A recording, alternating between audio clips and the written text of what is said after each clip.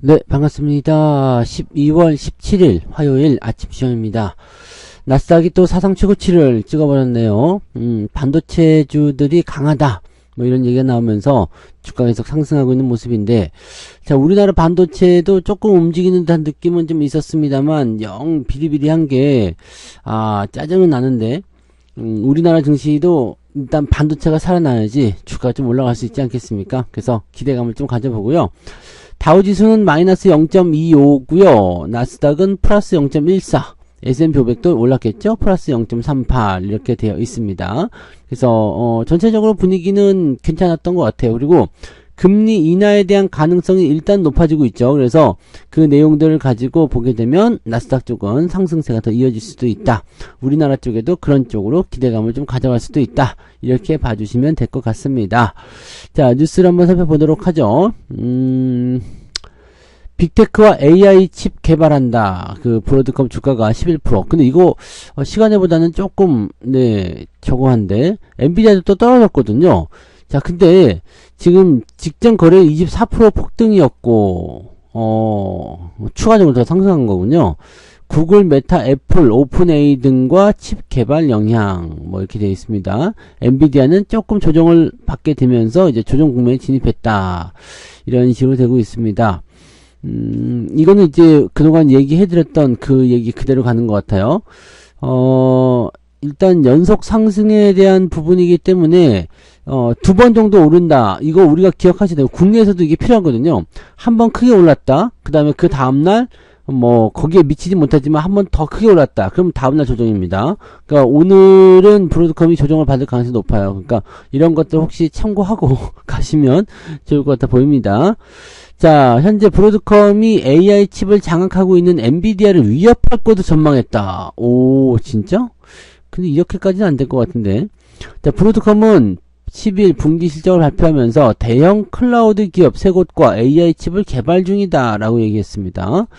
향후 3년간 AI에서 기회를 보고 있다. 같이 하겠다. 브로드컴이 그거는 가능성이 있죠. 네, 근데 자기 혼자서 뭔가 하는 것은 좀 어려워 보이고요. 근데 이들 기업은 구글, 페이스북, 모 회사, 메타, 틱톡을 운영하는 중국의 바이트댄스. 네, 중국 기업은 조금 애매하겠죠. 네, 근데 구글하고 메타는 가능성이 있습니다. 네, 왜냐면 얘네들 회사들은 야, 우리가 AI 칩 만들자. 그렇다고 바로 만들 수 있는 포인트는 아니죠. 그러니까 이 브로드컴하고 같이 연결해가지고 만든다라고 한다라면 가능성이 있죠. 그럼 메타에서 나온 AI 칩, 어디서 나온 AI 칩? 그러면은 걔네들이 이제 시장에 들어오기 시작했을 때 여기 브로드컴까지도 같이 영향력을 미칠 수 있다. 근데 이 빅테크가 브로드컴과 함께 자체 AI 칩 개발 이 얘기는 계속 해드렸잖아요. 네, 그러니까 요런 부분들인데 엔비디아에 대한 의존도를 줄이는 속도가 빨라지고 있다 이렇게 얘기 나오지만 엔비디아에 대한 의존도가 뭐 엄청나게 빨라지는 그 모습은 아닐 겁니다. 그래서 요거는 뭐 사실은 어쩔 수가 없어요. 네, 뭐 당장은 어쩔 수가 없고요. 대신에 이제 AI 칩이 나오기 시작하면서 속속들이 엔비디아의 그 의존도는 낮아지게 되는 그런 상황이 진행이 되고 점점 시장 점유율도 변화를 좀 보일 거예요. 하지만 지금보다 더 많은 수량의 그런 AI 칩이 필요로 하게 될 것이다. 즉 여기서도 나오고 저기서도 나오고 그럼 가격 경쟁력이 조금 생기겠죠.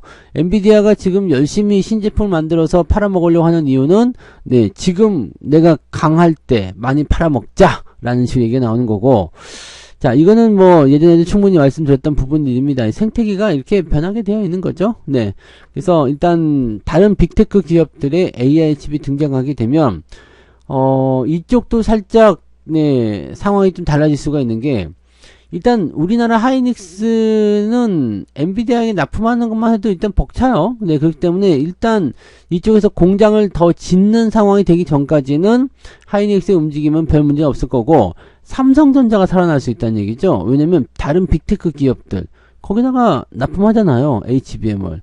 뭐 지금 아마존, 그 다음에 이번에 구글, 뭐 이런 쪽도 전부 다 HBM 들어간다고 보시면 되기 때문에 이제 메타에서 나오는 부분도 당연히 예전에 그 저커버그가 그 한국으로 날라왔던 거 기억하시죠? 그러니까 그런 부분들이 이제 삼성에게 하나의 어떤 그 탈출구를 열어줄 수 있는 내용이 될 것이다 라고 볼 수가 있겠죠. 그러니까 반독점에 대한 부분들은 어쨌든 돈이 되는 내용이라면 좀 깨지게 되어 있는 내용이긴 한데 시간적인 부분을 가지고 보게 되면 결국에는 그렇게 바뀐다라는 거죠. 네, 돈이 되는데 대기업들이 안 할 리가 없잖아요. 그죠? 자, AI 인프라를 위해 엔비디아와 그 칩이 필요하지만 시장은 엔비디아 외에도 다른 수혜자가 있음을 말하고 있다. 무서운 소식입니다. 엔비디아가 언제까지 강자일 수는 없다라는 부분들인 거죠. 그래서 그 내용들 참고하셔야지 됩니다. 네, 미리 막 그냥 바로 대응하시라는 얘기가 아니고 이런 부분이 있다라는 것을 참고하셔야 된다는 얘기가 되는 거죠. 네, 산타랠리에 제동을 걸 수 있겠는가? 일단 뭐 점도표 조정에 무게가 실려 있다라는 부분은 뭐냐면 금리 인하의 폭을 축소할 수 있다라는 얘기가 되는 거거든요. 이게 무슨 얘기냐면 12월까지는 일단 금리 인하, 내일 FOMC에서 금리 인하를 할 수 있어. 근데 점도표를 수정할 수 있다. 즉 뭐 내년에 4번 정도 금리 인하할 수 있는데 요거를 줄이겠다. 2번이다, 3번이다, 뭐 이렇게 얘기가 나와버립니다. 그러니까 이번 연도가 지나고 나면 트럼프가 집권을 하는 그 시점 들어가면서부터는 금리 인하가 쉽지 않다 이렇게 얘기합니다. 파월이 큰 소리 친 거에 비해서는 조금 애매한 것 같긴 한데 그죠? 네, 절대로 안 해. 네, 절대로 뭐 할 거야. 뭐 물론 이제 중간에 상황이 좀 달라지는 모습이 좀 생기긴 하겠습니다만. 글쎄요. 네, 금리 인하에 대한 조절을 해야 될 이유가 있을까라는 생각도 좀 있긴 있습니다만은, 미국 경제가 강력하다. 경기 부양이 필요 없다. 이런 식으로 얘기를 하고 있다는 거지. 여기다가 이제 트럼프가 뭐 관세를 부과한다든지 또는, 이 미국 우선주의로 가게 돼버리게 된다라고 하면 실질적으로는 금리 인하가 또 필요가 없는 상황일 수도 있겠죠. 그래서 근데 이게 문제가 되는 게 금리 인하를 안 하고 계속 버텨버리게 되면 다른 나라들도 금리를 낮추는 상황이 될 수가 없어요. 그러면 이게 애매하거든. 그러니까 미국이 지금 뭔가를 액션을 취해줘야 돼. 왜냐면 기축통화의 위험이 바로 이런 거거든요. 그러니까 미국이 뭔가 액션을 취해주면서 이렇게 진행을 해줘야지 다른 나라들도 금리를 좀 낮춰주게 되고 그렇게 상황이 만들어질 거 아닙니까? 지금은 현재 미국의 금리가 뭐 이번에 낮춘다고 하더라도 4.25 정도밖에 안 되죠. 그러니까 우리나라는 지금 3%대인데 계속적으로 미국에 대한 그 금리가 더 높은 상태잖아요. 그러니까 한미 금리가 역전이 된 상태가 되었다. 그러면 가상금리라는 것에 대한 그 메리트가 전혀 없는 상태죠. 왜? 한국은 지금 불안하고 경기도 더 안 좋고 금리까지 낮은데 뭐 하려고 투자하니? 그러면서 넘어가는 상황이 벌어지는 게 이게 문제가 되는 거거든요. 그렇다고 금리를 지금 우리가 미국보다 높게 올릴 수가 있느냐? 금리 올릴 수가 없어요. 금리를 오히려 지금 낮춰야 되는 상황이거든요. 그러니까 이런 상황이 되면 우리나라가 미국보다 선진국이냐? 또 그것도 아니란 얘기지. 그러니까 지금 이 부분이 매우 매우 잘못되었다는 얘기죠. 자, 과거에는 금리를 올려야 된다고 제가 얘기했을 거예요. 금리를 계속 올려야 된다. 근데 집값 때문에 안 돼. 못 올려. 그러다가 지금 미국이 막 치고 올라오면서 간격이 벌어졌잖아요. 근데 이거 무조건 따라갔어야 돼요. 무조건 따라갔어야 되고 뭐 옛날 얘기 할 필요가 없겠죠. 네, 아무튼 이 이후에 이제 금리적인 부분들을 어떤 식으로 그 진행을 시켜서 나올 것이냐에 대한 부분들은 이번에 FOMC 지나봐야지 알겠습니다만 이렇게 얘기가 나왔다. 점도표 수정을 통해서 내년 2, 3회 정도로 진행될 것이다 생각된다면 조금은 약한 형태로 갈 것 같다 보여지긴 합니다. 왜 연말쯤 돼가지고 이렇게 지들은 달리면서 남은 죽이려고 하는지 모르겠는데 아무튼 그렇게 되고 있네요. 네.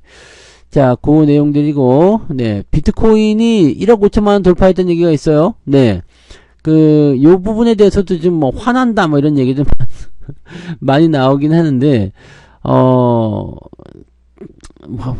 그죠? 네, 미국에서는 가산 자각 내각을 만드는데 한국은 규제로 빠져나가고 있다. 근데 이거 잘 생각해야 돼요. 우리가 미국을 따라갈 수는 없어요. 네. 미국을 따라갈 수 없고, 뭐, 지금 이거는 중국을 죽이기 위한 모습일 수도 있다는 생각이 좀 있기도 하죠. 물론 달러를 가둔다라는 느낌이 나올 수 있죠. 뭐, 그 얘기 제가 해드렸지만, 달러를 이 안에 가둬 놓는다. 그러면은, 이게, 당연히, 금리를 인하하더라도 금리 인상에 대한 효과를 가져갈 수 있는 자 그런 상황으로 만들 수 있기 때문이죠. 근데 만약에 여기서 중국이 우리도 가상자산 해버린다라고 해버리면 물론 중국이 그렇게 나올 것 같지는 않아요. 중국은 이제 그렇게 돼버리면은 아주 골된 상황이 벌어지기 때문에 우리도 가상자산 한다 뭐 이렇게 돼버리게 되면 그 문제는 좀 달라질 것 같긴 한데 지금은 이렇게 네 하고 있다는 얘기죠. 인공지능 크립토 차르라는 직책을 신설해서 데이비드 sak스 네 이 사람을 네 최고 운영 책임자로 임명을 했고 요거는 이제 요걸로 돈을 벌겠다는 얘기입니다. 그러니까 가상자산에 대한 시장을 일단은 존재를 시켜가지고 요 부분을 가지고서 연결고리 즉 뭐 ETF든 아니면 뭐 어떤 상품화를 시켜서 뭐 만들겠다는 얘기가 되는 거죠. 그래서 달러를 계속 빨아들일 수 있는 하나의 요소 창구로 사용하겠다라고 얘기를 하는 거죠. 이 가상자산에 대한 부분들은 뭐 다 아시겠습니다만 네 다 아시겠습니다만 뭐 이렇게 어떤 실체나 이런 게 있는 게 아닙니다. 네, 그런 게 아니기 때문에 요 내용들에 대해서는 네, 뭐 다 알고 계시는 상황일 거라 생각하고 그냥 상품으로서 네, 상품으로서 이제 서서히 자기 자리를 잡아가는. 왜냐면 사람들이 너무 많이 몰렸죠. 너무 많이 몰렸으니까 사람들의 상황을 보게 되면 야, 다들 그거 한다는데 왜 니들만 안 해? 뭐 이런 식으로 얘기가 되는 내용이 좀 되는 거거든요. 그래서 그런 상황인데 국내 시장에서 이 코인도 마찬가지죠. 코인도 해외로 가. 우리나라는 이걸 뭔가를 빠르게 개선을 좀 해야지 돼요. 지금 보면 해외 코인 거래소나 탈중앙화 거래소 이런 쪽에서 훨씬 더 많은 투자 기회가 있다라고 판단하고 있다고 합니다. 업비트, 빗썸, 코인원, 코빗, 고팍스 이런 국내 5대 코인 거래소에서 스테이블 코인의 월간 거래량이 13조 7,700억으로 기록되었다라는 겁니다. 네. 이 스테이블 코인은 한 개당 가격이 1달러로 고정된 코인. 그래서 시세 차익을 노릴 수 없다. 대부분 해외 거래소 또는 개인 지갑으로 이동하기 위한 수요로 여겨진다. 네. 무슨 말인지 아시겠죠? 스테이블 코인은 네. 골로 넘어가면 이게 달러랑 같이 교환이 되기 때문에 그쪽에서 거래할 수 있는 요소. 즉 달러로 넘어가는 것이 아니라 스테이블 코인으로 해가지고 넘어간다. 이렇게 된다는 얘기죠. 그래요. 이게 지금 이렇게 돼서 해외로 계속 빠져나가고 있는데 옛날에는 해외 거래소들 막 없어지고 막 그런 사기도 좀 많았었는데 요즘에는 그래도 그런 건 좀 괜찮아 보이긴 하네요. 네. 야, 근데 주식도 이탈, 코인도 이탈. 그러면 뭐 우리나라에서 하는 게 뭐야? 이거 빨리 저거 조치 취해야 됩니다. 진짜 우리나라에 그러다가 하나도 안 남아 있어요. 이거 정말 빨리 해야죠. 네, 지금 경제를 살리는 것도 그렇지만 이 투자에 대한 포인트들을 가지고 진입을 좀 해야 돼요. 지금 최저점 통과, 한국 경제 이게 중요한 게 아니야. 지금 이것도 뭐 이게 국내 증시가 강하게 올라가야지 해외로 가는 어떤 투자가 안 되겠죠. 네, 근데 지금은 이거는 네, 빠르게 지금 진짜 너무 많이 늦었어요. 너무 많이 늦어서 이거를 빨리 해야 되겠지. 지금부터가 시작이고 정체 상태 빨리 벗어나야 한다. 증시 같은 경우는 올리려고 마음만 먹으면 빨리 올릴 수 있어요. 사실 정부 입장에서 본다면 뭐 2700이고 2800이고 간에 뭐 이런 것들은 빠르게 올라갈 수 있기 때문에 거기에 대한 부분들 기대감을 좀 가질 필요는 있어요. 그러니까 이 정부 차원에서 지금 일어나는 여기 지금 여기 써 있잖아요. 이 초당적 협력이 필요하다. 이거 정말 필요한 겁니다. 뭐 당정을 가지고서 막 싸움질을 하고 있고 뭐 그런 거 하지 말고 일단 제일 중요한 게 뭐겠어요? 네, 지금 뭐 내수 침체 우려가 매우 크게 되어 있죠. 지금 연말 송년 뭐 그런 회 그런 거 다 뭐 이제 취소하다 뭐 어쩌다 뭐 그런 얘기 막 나오고 있잖아요. 그러니까 그런 상황들 요런 것들도 이제 우리가 좀 참고를 해야 되는 모습이 좀 있다는 얘기죠. 2025년도 예산을 신속하게 집행하도록 하고 어쩌고저쩌고 네, 무역보험 이 지금 관세에 대해서 타협을 좀 해야 되는 중요한 외교적 사안이 좀 만들어졌는데 여기서 지금 정부가 구성되어 있지 않다라는 것은 매우 큰 문제죠. 물론 지금 권한대행이 외교라든지 이런 거에 대한 결정권도 다 가지고 있지만 큰 건수나 아니면 뭔가 자발적으로 추진한다거나 이거는 조금 네, 좀 어려울 수 있겠죠. 네, 그런 부분이 좀 있을 수 있다. 자, 중소벤처기업부 역시 중소벤처기업 소상공인의 어려움을 해결하기 위해서 모든 동원을 할 것이다. 근데 이거 그냥 말만 그래서 안 되는 거고요. 실제로 그 자본시장법이라든지 뭐 등등등 뭐 상법 개정이라든지 등등등 또는 뭐 공적자금 투입이라든지 정말 이거는 좀 필요합니다. 빠르게 해줘야 되겠죠. 그리고 예산에 대해서도 뭐 특활비 이런 것들은 삭제가 되겠지만 다른 것들은 다 유지가 되고 있으니까요. 그런 부분들에 대해서는 빠르게 네 일단 선 집행 뭐 이런 거 좀 할 필요가 있죠. 근데 돈이 있으려나 모르겠습니다.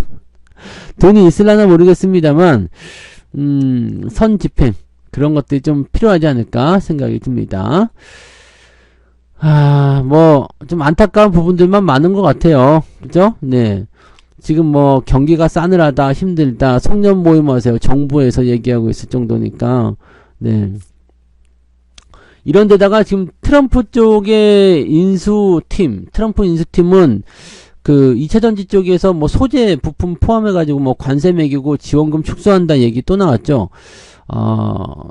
그러면 2차전지 쪽이 조금 또 피곤한 상황이 있을 수도 있겠더라고요. 그래서 그런 내용도 있었다라는 걸 참고하시면 될 것 같고 흔들리는 밸류업에 다시 동력 얻는 흔들리는 밸류업 다시 동력 얻는 얘네가 지금 해주겠다는 얘기가 아니구나. 네. 근데 이거 해줘야 되는데 밸류업 세제 혜택 관련 법안이 국회를 통과하지 못했다. 이거 해줘야 되는데 네. 정부가 연내 목표로 추진했던 기업 상속 공제 확대 배당소득 분리과세, 법인세 세액 공제 등은 국회 문턱을 넘지 못하면서 모두 불발됐다. 이 가업상속 공제 확대 같은 경우도 필요하긴 하죠. 네, 필요하긴 합니다. 지금도 뭐 필요한 내용이긴 한데, 요거를 조금 해줄 필요가 있을 것 같아 보입니다. 특히 이제 이 배당소득 분리과세 이런 것들은 투자를 활성화시키는데 큰 자금을 묶어놓는데 굉장히 도움이 될 수 있거든요. 그래서 이런 부분들 법인세 세액 공제는 뭐 기업들이 좀 더 이제 적극적으로 움직이는데 도움이 될 수도 있을 테고요. 그런 것들인데 밸류업은 정부가 시행하되 실제 이 이행은 기업의 자발적인 움직임 맡기는 것이 기본 방향이다. 근데 요거를 조금 다르게 해야 된다는 얘기죠. 네, 부스트업을 가게 되면 규제와 지배구조 개편에 중점을 뒀다. 이사의 충실 의무를 주주로 확대하는 상법 개정 첫 번째 그 다음에 등등등이 나오는 거고 요거는 일단 하게 되면 뭐 정책적인 변화가 좀 나타날 것이다 라고 되어 있습니다만 요거는 필요하지 않겠어요. 그리고 규제나 지배구조 개편 상법 개정 들어가면서 배당소득 분리과세 가업 상속에 대한 공제 확대도 필요하죠. 네, 회사하는 사람들 보면은 나중에 이 뭐 상속 받을 때 보면은 그냥 절반 뜯기잖아요. 이 얼마나 억울한 일입니까? 네, 그거를 상속세 때문에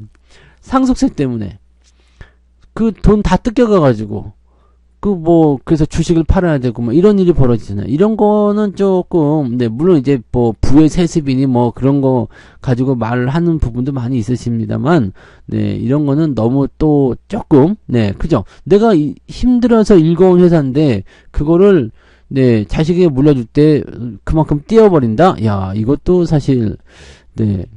그니까, 문제가 많아, 우리나라가. 우리나라 문제가 많아. 근데, 하나하나 또 바꿔나가야 되겠죠. 이 정책들이 이렇게까지, 네.